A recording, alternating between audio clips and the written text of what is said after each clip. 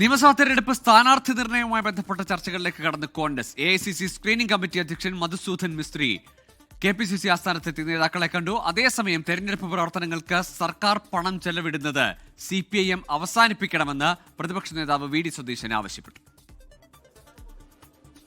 വൈകുന്നേരത്തോടെ KPCC ആസ്ഥാനത്തെത്തിയ AICC screening committee അധ്യക്ഷൻ Madhusudan Mistry KPCC president Sunny Joseph, working പ്രസിഡന്റുമാർ എന്നിവരുമായി കൂടിക്കാഴ്ച നടത്തി.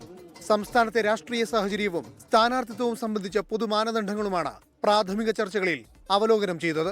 നാളെയും മധുസൂദനൻ മിസ്ത്രി നേതാക്കളെ കാണുന്നുണ്ട്. ഈ മാസം 16-ന് നേതാക്കൾ ഡൽഹിയിലേക്ക് പോകും. ഈ മാസത്തോടെ സ്ഥാനാർത്ഥികളുടെ ആദ്യഘട്ട പട്ടിക പ്രഖ്യാപിക്കാനാണ് ആലോചന.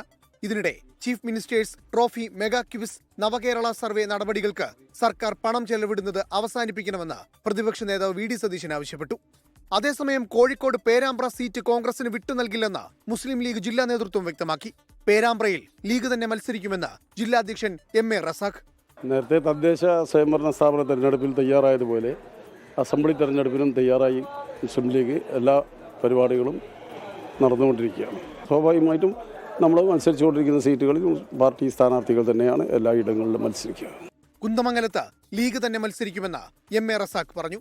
24 തിരുവനന്തപുരം, കോഴിക്കോട്. ലോകത്തെവിടെയായാലും ഏത് സമയത്തും 24 വാർത്തകളും ഓഗ്മെന്റഡ് റിയാലിറ്റി പാക്കേജുകളും എക്സ്പ്ലെയിനറുകളും വിശദമായി കാണാൻ ഞങ്ങളുടെ YouTube ചാനൽ നിങ്ങൾക്ക് സബ്സ്ക്രൈബ് ചെയ്യാം.